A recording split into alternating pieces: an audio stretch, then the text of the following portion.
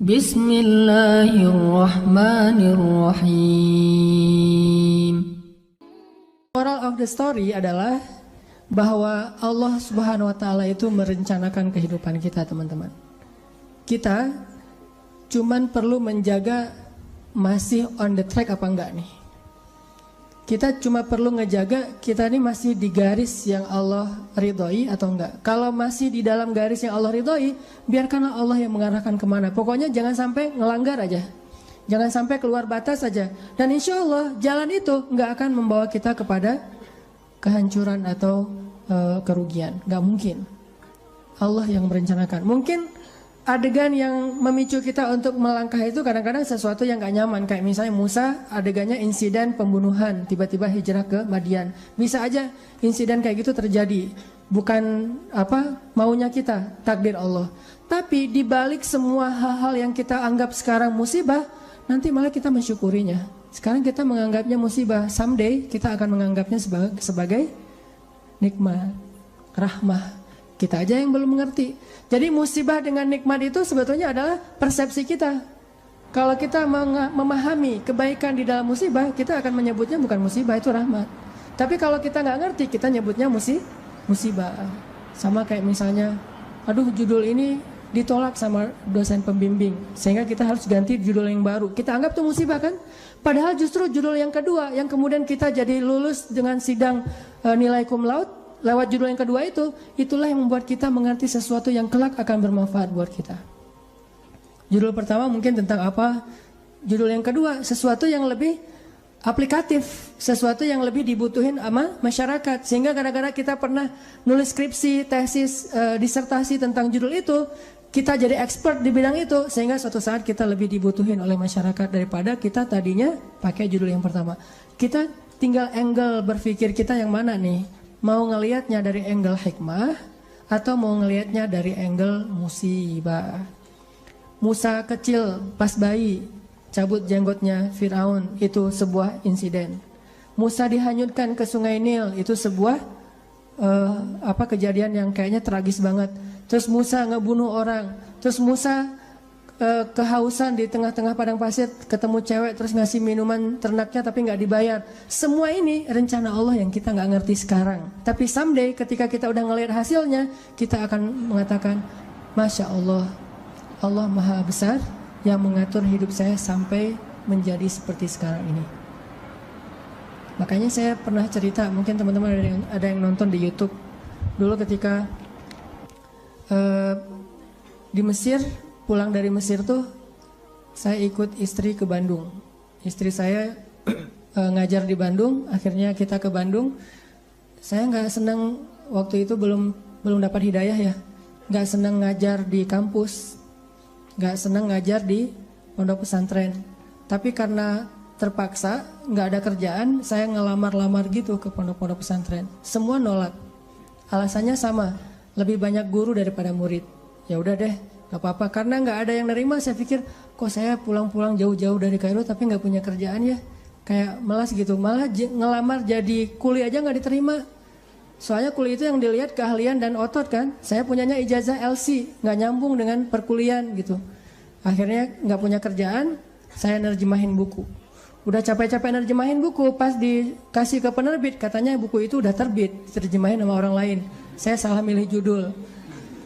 Akhirnya nulis buku sendiri yang belum diterbitin orang. Walaupun kalau bahasa Sunda mah capruk, gak jelas ngomong apa gitu. Pokoknya nulis aja, nulis. Udah selesai nulis, dikasih ke penerbit, gak ada yang mau nerbitin karena gak layak katanya. Kan ini adegan-adegan yang awalnya kita anggap sebagai kesulitan, musibah kan. Karena gak mau diterbitin sama penerbit, akhirnya saya kepikiran lagi, ya udah kenapa gak diterbitin sendiri aja. Diterbitin sendiri, alhamdulillah minjem uang dari teman 30 juta, dan dia Allah takdirkan dilembutkan hatinya, mau aja, padahal nggak kenal amat, baru kenal juga beberapa bulan, mungkin ngeliat muka saya tuh muka melas gitu ya. Jadi saya pinjam dong 30 juta. Oh iya, ya udah ambil aja, 30 juta. Dia punya percetakan, sampai sekarang jadi teman baik. Dia yang punya percetakan, udah nggak apa-apa, Ustadz cetak aja, ntar bayarnya waktu terserah Ustadz. Dikasih waktu 6 bulan. Saya cetak, udah gitu terbitin sendiri, dijual seluruh Indonesia. Caranya kirim pakai bus-bus malam gitu kan. Saya pakai kardus Marlboro ngangkat. Jadi saya penulis, saya kulinya, saya direktur penerbitnya, pokoknya apa sendiri aja semuanya. Ngangkat di jalan raya. Nih, saya mau ngirim buku. Oh, buku siapa? Ada tuh orang yang nulis bagus tulisannya gitu. Kirim ke Sumatera, ke Sulawesi, ke Jawa, udah dikirim, nggak ada yang balik. Terus laporannya nggak jelas, orangnya kemana nggak ngerti karena nggak kenal amat gitu, lewat internet doang, lewat email. Nggak ada laporan. Waktu itu sekitar 3.000 buku, 1.000 yang dikirim keluar kota itu raib aja, nggak ada hasil. 2.000 lagi, ya udah saya jual di Bandung aja kalau kayak gini. Jual di Bandung, pas ada kayak Islamic Book Fair ya, pameran buku Islam. Saya nyewa satu space di stand salah satu penerbit Islam di Bandung. Nggak nyewa stand, nyewa space doang di depan. Saya pakai X banner, terus pakai meja, ngangkut pakai motor sendiri, pakai topi biar nggak ada yang tahu, pakai masker. Taruh, ngerjain sendiri semuanya, udah beres semuanya, pergi ke belakang, ganti baju yang baju kemeja, pakai dasi gitu, full pen. Udah gitu, pakai rambutnya dirapiin, berdiri di sebelah X banner. Orang-orang pada nggak kenal kan buku ini baru banget, ini buku apa? Oh ya ini bukunya bagus, siapa penulisnya? Karena di X banner itu wajah paling besar tuh wajah saya. Jadi tulisan buku apa tuh kecil-kecil aja, yang penting wajahnya yang gede gitu. X banner foto saya yang paling besar. Qadarullah, waktu itu saya ngambil foto kan sembarangan aja dari foto-foto lama tuh. Saya ada foto baju putih dan mungkin kalau orang perhatiin kelihatan. Ternyata di sini ada uang 1.000. Kelihatan ada uang 1.000 di foto itu teh. Saking memprihatinkan. Mulai alhamdulillah 3 bulan bisa membayar hutang di percetakan. Mulai berkembang. Bikin bisnis waktu itu belum ada pulsa di Alfamart, Indomaret, masih M-Kios gitu, punya 60 cabang M-Kios di Bandung. Mulai masuk ke jual beli mobil bekas, masuk ke properti. Terus ujung-ujungnya alhamdulillah balik lagi kepada habit, yaitu dunia dakwah. Jadilah sekarang di Pemuda Hijrah dan saya tinggalkan yang usaha-usaha kayak gitu biar fokus kepada dakwah. Tapi akhirnya saya berpikir kalau dulu saya mungkin diterima ngajar di suatu tempat, mungkin saya nggak akan pernah ngelakuin hal-hal yang seperti sekarang. Kalau dulu saya diterbitin bukunya oleh orang lain, mungkin saya nggak akan pernah nulis sendiri, dan seterusnya dan seterusnya. Banyak hal yang kita sebut sekarang musibah, besok kita bilang itu sebuah nikmat. Angle-nya doang yang berbeda. Tinggal kita yakin nggak sama Allah Subhanahu Wa Taala. Jadi bisa jadi hari ini ditolak atau hari ini diputusin, suatu saat kita mensyukuri keputusan itu. Alhamdulillah saya diputusin, itu disyukurin. Kenapa? Gara-gara diputusin, akhirnya dia menikah dengan orang yang lebih baik daripada kita. Syukur kan? Namanya cinta sejati. Gimana? Harus syukur. Alhamdulillah dia dapat yang lebih layak daripada saya. Dan saya mah nggak dapat sampai sekarang misalnya. Ya nggak apa-apa. Kayak Julaibib ya. Tunggu aja di masjid. Kan gak enak banget awalnya tuh. Gimana kita menganggap diputusin itu nikmat. Apalagi diputusin dengan bahasa, kita adik kakak aja ya. Kan berat ya. Gak enak kalau kayak gitu teh. Cuman nanti suatu saat kita akan mensyukuri nikmat itu. Kayak banyak orang yang ngerasa kok saya ngeband udah sekian lama tapi gak ada yang masuk ke dapur rekaman. Sampai dia bikin kayak semacam sponsor me kan.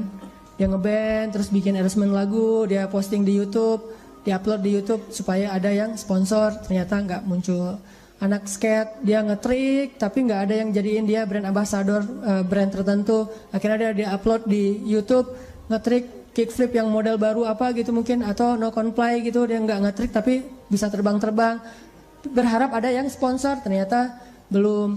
Apa yang hari ini kita anggap sesuatu yang kayak kekalahan, satu musibah, satu kesulitan, suatu hari nanti ketika kita paham, kita akan mengatakan itu nikmat. Dengan satu syarat. Gimana pun kondisi yang kita alamin sekarang, jangan keluar dari jalur yang Allah ridhoi. Itu aja syaratnya. Makanya kan saya bikin tagline banyak main, banyak manfaat. Saya nggak berani bilang nggak punya dosa, karena itu namanya tazkiyatun, mentazkiyah diri sendiri. La tuzakku anfusakum. Janganlah kalian menganggap diri kalian suci. Tapi maksudnya sedikit dosa ini tinggalkan dosa. Kenapa? Karena kalau kita udah ngelanggar, Gimana pun kita sekarang lagi dapat nikmat banyak, terus kita melakukan dosa yang Allah nggak suka, nikmat itu bisa berubah musibah. Sebaliknya, ada musibah, kita masih on the track, musibah itu bisa berubah menjadi nikmat. Syarat yang Allah minta dari kita cuma satu itu, jangan melanggar, jangan bikin dosa, jangan ngecewain Allah Subhanahu wa Ta'ala. Itu doang. Udah gitu bertahan aja, Allah kasih kejutan-kejutan yang sangat banyak dalam hidup kita. Saya punya teman orang Padang, dia ikut tes akademi kepolisian. Dari sekian banyak yang ikut tes, 50 orang yang keterima, dia salah satunya. Terus karantina 50 orang ini. Tes ujian yang kedua, dari 50 orang ini cuman dia sendiri yang gagal. 49 orang tuh lulus tes kedua. Akhirnya dia pulang ke kampungnya dalam keadaan malu. Karena udah malu banget, dia hijrah ke Jakarta. Awalnya ke Bandung terus ke Jakarta. Di Jakarta alhamdulillah setelah sekitar 8 tahun dia bisa survive, bahkan sukses. Sekarang dia punya beberapa outlet di Tanah Abang, punya pabrik di Bogor, dan punya omset sebulan itu gak kurang dari 1 M. Dengan keuntungan kurang lebih 40%, jadi 400 juta lah profit bersihnya sebulan. Kalau lagi lebaran atau Ramadan itu bisa 3 kali lipat. Nah pas sudah sukses dia haji. Ternyata di kampung itu dialah orang pertama yang haji di kampung dia tuh. Dan di kampung itu dikenal dia sebagai anak yang paling nakal, yang kayaknya gak ada harapan jadi orang baik. Ternyata yang pertama haji. Udah gitu dia pulang, sesekali dia pernah pulang ketemu sama temennya yang 49 orang itu. Salah satunya udah jadi salah satu pejabat di kepolisian. Dia ngobrol-ngobrol, ditanya mana yang 48 lagi. Dia bilang, kamu gak tahu kabar mereka? Kabar apa? Tahun 2004 mereka ditugaskan di Brimob Aceh, di Banda Aceh. Asrama Brimob Banda Aceh itu dekat dengan laut. Terjadi musibah tsunami, satu asrama Brimob itu habis semua dan 48 mereka itu meninggal dalam musibah tsunami. Baru dia sadar, Masya Allah, Allah punya rencana. Semuanya di dalam aturan Allah Subhanahu wa Ta'ala. Sehingga dia akhirnya mensyukuri kegagalan dia dulu di tes kepolisian. Walaupun yang lulus juga baik, yang gagal juga baik. Jadi ini bukan soal buruknya, tapi soal antara satu kebaikan dengan kebaikan yang lain.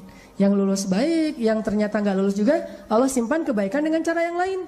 Bahkan mungkin bagi dia sekarang, kalau disuruh pilih, dia lebih milih nggak lulus. Kalau dia sekarang udah paham, dulu dia memilih lulus, dia stres, dia kayak putus asa gitu. Pas ketahuan cuma dia sendiri yang nggak lulus. Tapi setelah dia paham maksud Allah, pasti kalau sekarang disuruh pilih, mending dulu kamu lulus apa enggak? Enggak deh, mending kayak gini aja, pasti kayak gitu. Jadi kita butuh waktu untuk mengerti teman-teman tentang maunya Allah itu apa. Sama kayak sekarang, kita butuh waktu untuk mengerti kenapa di usia segini masih sendiri. Butuh waktu untuk mengerti. Mungkin Allah emang lagi mempersiapkan calon imam kita yang ideal banget. Nah untuk mendapatkan seseorang yang ideal itu kan butuh waktu. Kalau yang apa adanya kan, yang apa diobral gitu kan gampang. Tapi ini karena terlalu istimewa kayak permata, mutiara, itu benar-benar dibentuk. Saking istimewanya butuh waktu yang lama. Sama kayak kita beli kendaraan. Kalau yang warnanya pasaran kan langsung ready stock ya. Tapi kalau yang warnanya paling unik sendiri kan inden kan. Sampai mau beli satu kendaraan aja indennya bisa 2 bulan. Kenapa? Warna ini jarang Pak, istimewa, sehingga harus inden. Kalau yang ready stock banyak tuh warna standar aja. Begitu juga dengan jodoh. Ada jodoh ready stock, ada jodoh inden. Nah yang inden ini biasanya istimewa, itu salah satu hikmahnya. Siapa tahu emang dia inden karena lagi mengkhatamkan Al-Quran. Dia berazam, ya Allah saya gak pengen nikah dulu sebelum khatam juz 30. Gak harus 30 juz kan? Sebelum khatam juz 30. Berapa lama? 15 tahun. Nah mungkin dia pengen hafal juz 30 juz, mungkin dia pengen hafal 100 hadis, mungkin dia pengen mapan dulu supaya bisa benar-benar membahagiakan dan menafkahi keluarga besar, bukan cuma istrinya tapi juga mertua dan segala macam. Kita emang akan dikasih oleh Allah pasangan yang istimewa, makanya inden. Sehingga kita bersabar, mudah-mudahan ada kebaikan. La'allahu khair wa ma indallahi khair. Mudah-mudahan di sini ada kebaikan, apa yang ada di sisi Allah lebih baik. Terus berhusnuzon. Ketemu-ketemu ternyata emang benar, wajar kalau kita inden, istimewa banget. Akhlaknya itu luar biasa. Itu yang dialami oleh Khadijah. Nikah, meninggal. Nikah lagi, meninggal lagi suaminya. Kenapa meninggal? Karena Allah lagi mempersiapkan seseorang yang mungkin pas suaminya meninggal, Nabi Muhammad masih kecil. Tapi Khadijah disuruh punya keluarga dulu biar ada yang ngedampingin dia, terjauh dari fitnah. Cuman gak boleh lama-lama, harus pergi karena mau digantiin oleh orang yang lebih istimewa, yaitu Muhammad SAW. Mungkin bagi Khadijah ketika suami pertamanya meninggal itu musibah. Nikah lagi, suami kedua meninggal, lebih musibah lagi. Udah gitu sendiri, sekian lama, baru ketemu dengan orang yang paling istimewa. Gak ada manusia yang lebih istimewa daripada suaminya Khadijah, yaitu Rasulullah SAW. Allah punya rencana. Awalnya Khadijah menangis, yang kedua Khadijah menangis, tetapi setelah dia faham rahasia yang ketiga, mungkin dia akan mengatakan bahwa inilah yang terbaik untuk saya. Kalau saya tahu ini dari dulu, maka saya akan tahu bahwa Allah itu maha baik kepada saya. Ini artinya Allah punya rencana. Kurang baik apa suami kayak Rasulullah? Nih, mungkin kita yang berada di sebelah kanan ini lagi disiapin sama Allah untuk belajar akhlak dari Rasul, supaya nanti kalau ketemu yang di sebelah satu lagi, insya Allah kita benar-benar bisa membahagiakan dia seperti Rasul membahagiakan Khadijah atau Aisyah.